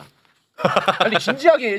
네. 일단 국회에서도 그런 발언이 나왔거든요. 국회에 최욱 씨 나와주세요. 누군데? 시급히 해야 할 일이 무엇인지 알려드리도록 하겠습니다. 그것은 바로 이재명 대통령 탄핵 소추안을 발의하는 것입니다. 반드시 탄핵 소추안 발의하시죠. 이상입니다. 저 왜 저러는 거야? 그게 많이 닮았다. 깜짝 놀랐네. 화면 전환되는데 많이 닮았구나. 근데 생각은 180도 달라요. 생각은 당연히 다르고. 아니 이분을 내가 더 라이브에서 예. 그 분장실에서 처음 딱 만났어요. 이분이 이제 분장하고 있었어요. 예. 그래 옆에서 이제 처음 딱 이렇게 인사를 하니까 이분이 분장 받다가 예. 잃어버린 남동생을 듣겠다. 와 나도 많이 놀라고 있습니다 지금. 예. 많이 놀라고 있습니다. 근데 뭐 탄핵이야. 그러니까 이분들은 지금 심각한 수준이야. 심각한. 그리고 실제로 절차를 밟고 있대요. 네? 절차를 밟고 있대. 진짜로? 농담이 아니에요. 혹시 그 영상 있어요? 그거 한번 보고 올까요? 네. 자 영상 잠시만요. 그 실제로 그 얘기를 했어요 이번에 실제 절차를 밟고 있다고. 얘기를 하더라고요. 밟으면 뭐예요? 어차피 대통령 탄핵은 발의를 못 해요. 아니 근데 국민이 또 이 사람들 밟을 거니까. 네, 이 사람들을 밟을 거예요. 네, 잠깐 한번 볼까요? 저희가 가능한 모든 법적인 수단은 강구를 하고 있고요. 이재명 대통령의 탄핵까지도 법적으로 검토를 하고 있다는 점을 말씀을 드립니다. 그러한 절차를 진행하기 위한 작업에 착수했다는 점을 말씀을 드립니다. 착수했다니까. 말뿐이 아니고. 이제는 뭐 우리 국민이 쟤네들 절차를 밟아야지.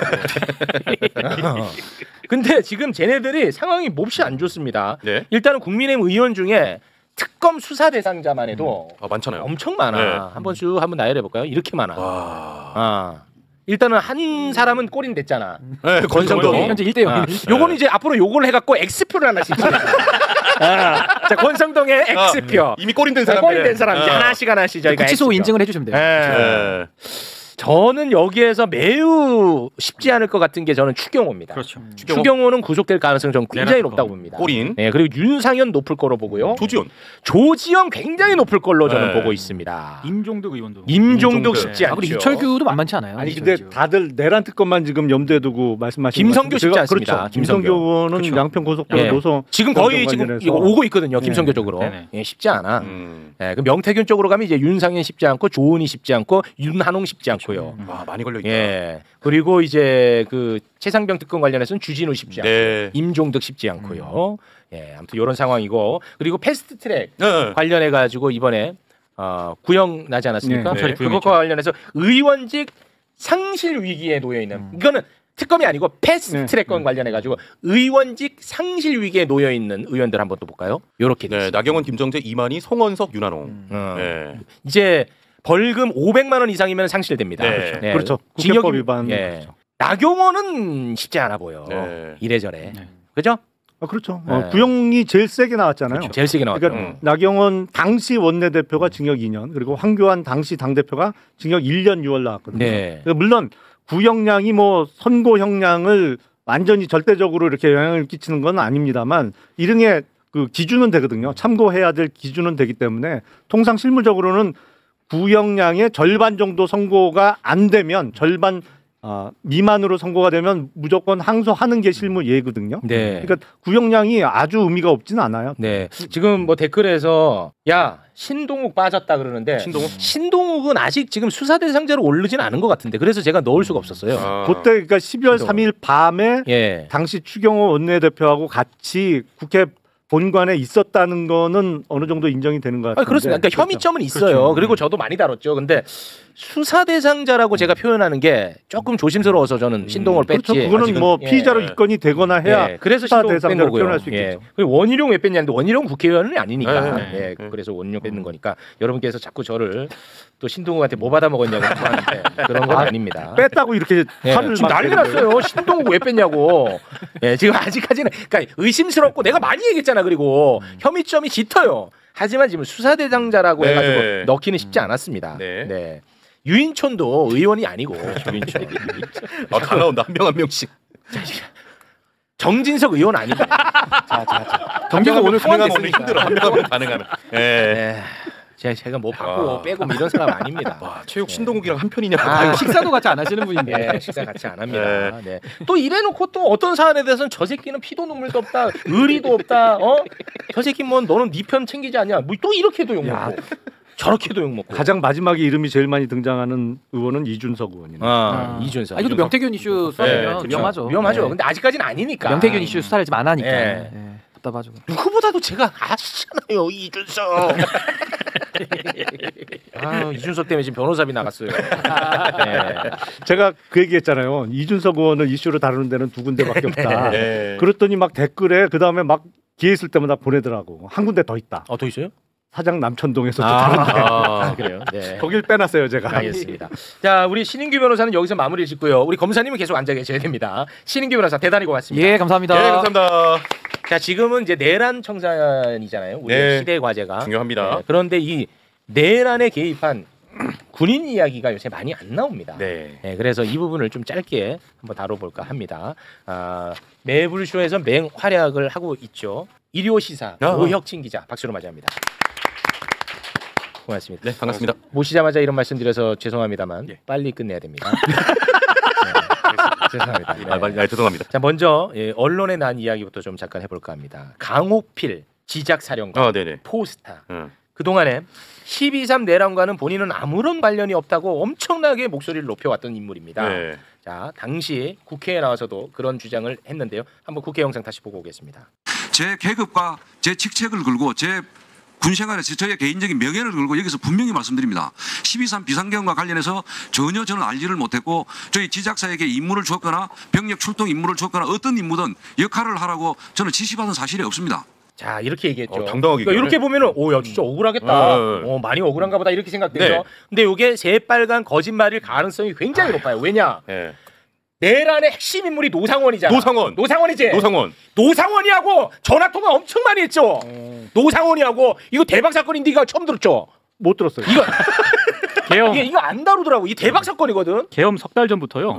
노상원과 강호필 지작사령관이 무려 20차례 정도 통화를 했습니다. 그러니까 두 사람이 어떻게 통화를 했느냐? 아니 이게 예전부터 좀 알고 지냈나 봐요. 두 사람이 노상원하고 강호필하고 인연이 좀 있었나 봐요. 그렇습니다. 2013년에서 2015년에 강호필 전 사령관이 대통령 경호부대인 수방사 1경비단장을 지냈거든요.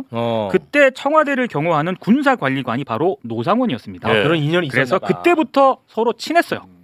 그리고 계엄 석 달 전부터 20차례 두 사람이 통화를 했습니다. 뭐 안부를 뭐 묻진 않았을 거 아니에요. 근데 이 시기가 굉장히 중요한 게 2024년 9월부터거든요. 이때가 노상원이 계엄 준비를 가장 열심히 할 때였습니다. 그렇죠. 김용현이 관절을 20차례 드날들던 그 시기예요. 근데 그때 강호필이가 노상원이랑 20차례 전화를 했다. 이때 안부 물었겠냐고. 근데 안부 전화야 1년에 한 번 걸면 충분하지. 근데 더 중요한 것은요. 노상원이의 수첩에 의미심장한 수첩에? 의미심장한 내용이 적혀 있거든요. 수첩 잠깐 올려주시겠습니까?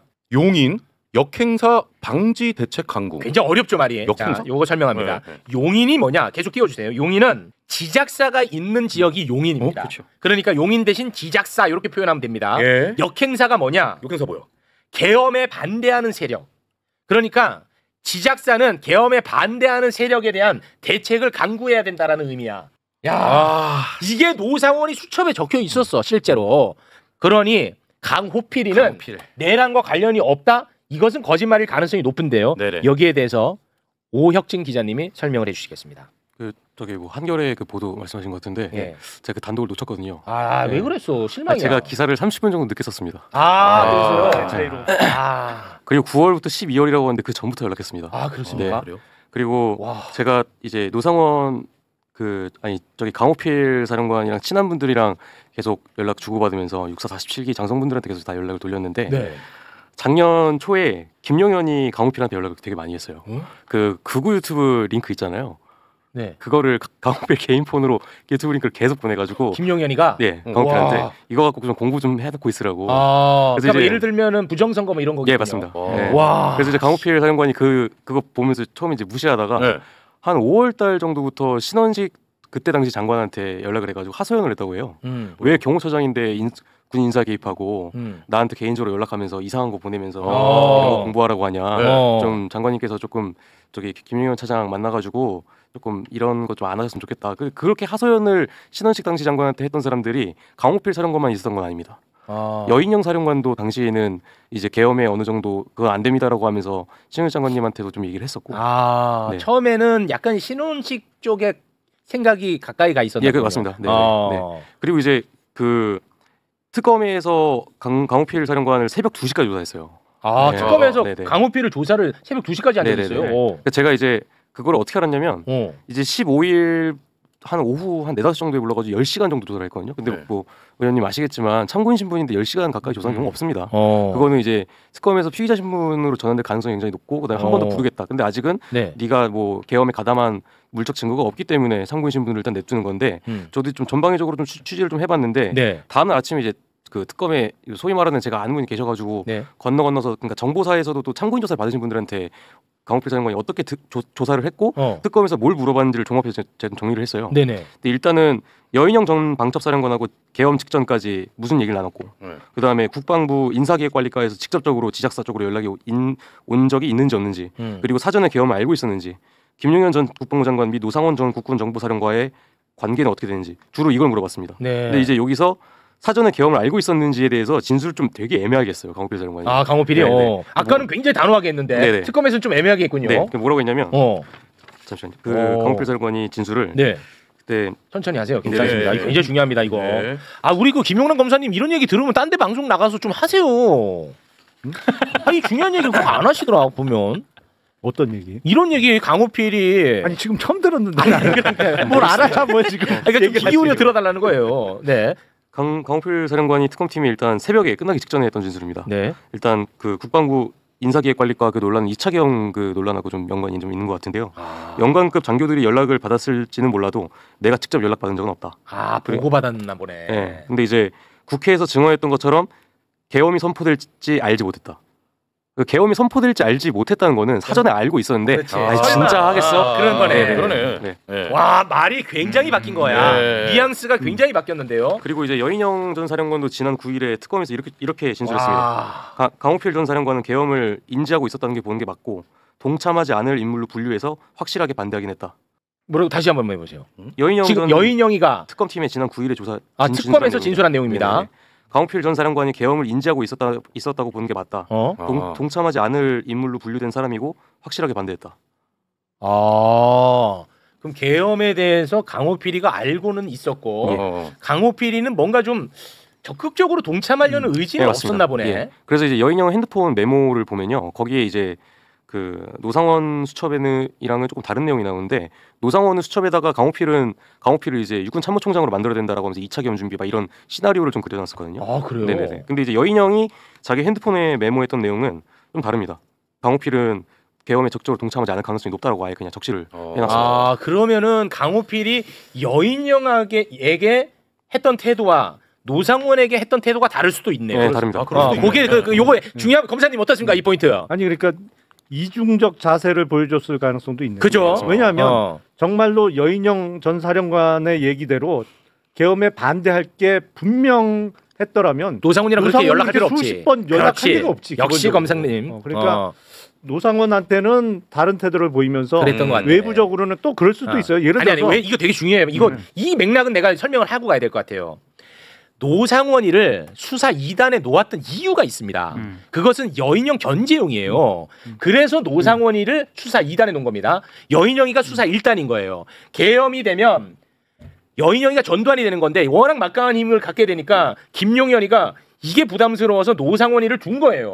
그러면은 노상원이랑 강호필은 가까운 관계고 강호필은 여인웅하고는 거리가 있는 관계인 거야. 그러니까 이 퍼즐이 또 맞아떨어지는 겁니다. 진짜 맞는 것 같아요. 와, 이 중요한 포인트를 내가 짚어냅니다. 그 말씀 내가 드리려고 했던 거예요. 했던 거예요? 사실은 그러니까 여인영과 강호필은 사실상 어떤 의미에서는 계엄 이후에 육참 총장 자리를 놓고 서로 경쟁하는 라이벌 관계에 그렇죠. 있을 수가 있는 그 가능성이 있을 수 있어요. 그리고 이게 언론에 보도가 되기도 했었는데 여인영이 그 내란 발생하기 한 달 전쯤에 휴대전화에 메모를 하거든요. 맞아. 그 메모에 그 보도가 됐었어요. 네. 지읒, 티읒, 시읒, 비읒. 맞아요. 이 네 명은 각오하고 있다. 지읒이 지작사. 지읒이 지작사라고 맞아요. 강호필이죠. 맞아. 강호필 체포한다. 그 9월부터 12월 사이에 뭐 20번 넘게 통화한 내용에 대해서 간략하게 말씀드릴까요? 그래서 제가 내용까지 알아요? 다 알고 있으면서 진작 얘기. 진짜 하지 진짜. 괜히 나는 명탐정 됐네. 뭐야? 왜냐면 그건 이제 제가 기사로 말해야 되니까. 예. 이제 말씀드리면 노상원이 이제 문상호한테 연락했던 게 이제 김용현 전 장관의 뭐 곧 전화 갈 거다. 그리고 조만간 뭐 계엄이란 단어를 직접 언급했는지 모르겠습니다. 근데 조만간 큰 일이 있을 테니 대비하라 이런 거였잖아요. 그거랑 비슷한 맥락입니다. 잘 지내냐고 물어보면서. 근데 이제 강호필 사령관은 그 전화를 받으면서 이제 같은 조직에서 어쨌든 일을 했었던 선배이기 때문에 뭐 네 알겠습니다 이런 식으로 말다가 다시 이제 신원식 그때 당시 이제 안보실장이었잖아요. 안보실장한테 연락을 합니다. 미친 거 아니냐고. 진짜 하냐고. 그때 신원식 실장이 이제 아니 그러니까 강호필이랑 노상원이랑 누가 선임이에요? 노상원이 선임이죠. 노상원이 선임이에요. 6기 차이 나죠. 그래요. 그래서 이제 신원 실장도 제가 알기로는 그때 당시에 우리도 지금 내부에서 굉장히 그 대통령 그러니까 윤석열이 그렇게 계엄을 뭐 선포해야 된다고 뭐 비상대권 뭐 현실화해야 된다 이렇게 강조하는 거를 이제 감정적으로 너무 하다 보니까 막으려고 애를 쓰고 있으니까 일단 그냥 무시하고 있어라고 해서 강호필 사령관은 제가 알기로는 진짜로 계엄이 선포될지는 몰랐던 걸로 저는. 그러니까 노상원한테는 형식적으로 받아주긴 받아줬는데 노상원은 그러니까 오해를 한 거네. 이게 지금 자기들과 뜻을 같이 할 가능성이 매우 높은 인사로 오해를 했었을 가능성이 좀 있네요. 그 말씀 맞는 것 같은데 만약에 계엄이 성공을 했다면 내가 볼 땐 강호필은 무조건 계엄군에 붙습니다. 그렇잖아요. 그렇죠. 맥락상. 그리고 이제 체포해. 일단 체포해. 강호필 사령관 예하 중에서 여단들이 되게 많잖아요. 그 중에 핵심으로 됐던 여단이 이제 기감 여단이거든요. 9.3의 그 롯데리아 회동에 참여했던. 근데 강호필 사령관이 지작 사령관으로서의 그 리더십이 그렇게 강하지가 않았나 봐요.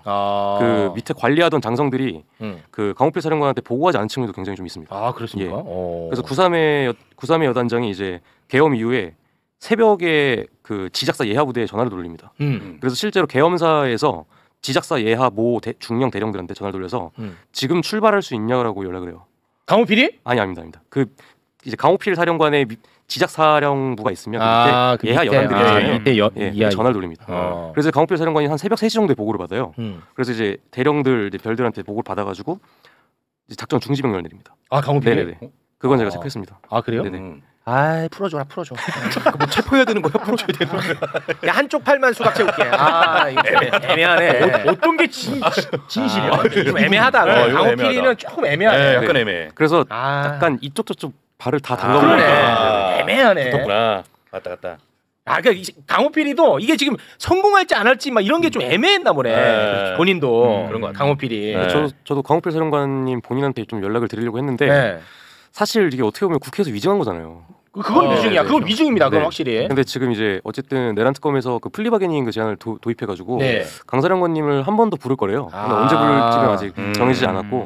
그래서 그때 그냥 나가셔가지고 솔직하게 말씀하셨으면. 그게 좋겠다. 어차피 뭐 그래 그게 좋겠네. 뭐 큰 처벌받을 가능성도 내가 볼 때는 없을 것 같은데 솔직하게. 그러니까 사실은 거기서 좀 단호하게 끊어내지는 않았던 것 같아요. 그건 확실하고. 노상원이 계속 연락을 해올 때. 네. 근데 이제 뒤에서 신원식 장관이나 이런 사람들한테는 계속 궁시렁궁시렁 뭔가 그런 것 거지. 같아요. 예.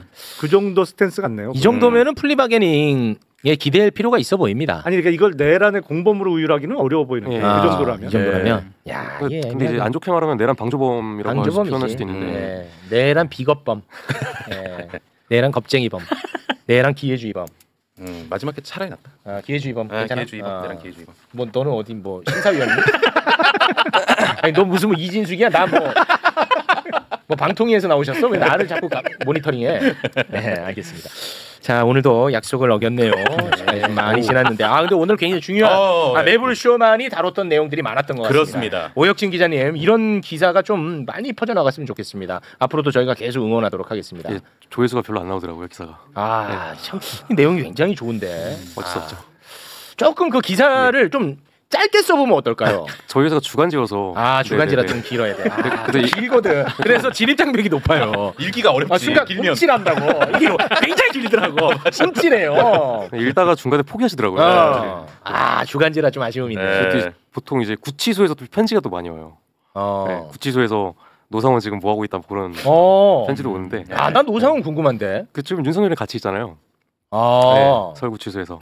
근데 변호사들만 만나고 그 이제 노상원은 제가 알기로는 특별관리대상은 아니거든요. 서울구치소 내에서. 그렇습니까? 그래서 이제 한 4명이랑 같이 있다고 하더라고요. 그 방에 4명 있어요. 근데 이제 그 자기 딸 얘기를 되게 많이 한대요. 그리고 저를 좀 많이 미워한다고. 그래요? 네, 왜냐면 자기 딸 죽은 거 기사 왜 썼냐고. 그럼 그 같이 있는 사람들은 전혀 다른 범죄자들이고 그렇죠. 거죠? 네, 보이스피싱범이랑 보이스피싱. 보이스피싱범 같이 있어요? 네. 보이스피싱범이랑 노상원이 또 당하겠네. 당하는 게 아니고 거기서 보이스피싱을 통해서 어떤 자금을 마련해서 다시 한번 큰 일을 뭐 이런 거 모의하고 있는 거 아니야? 또 그 안에서 불안한데.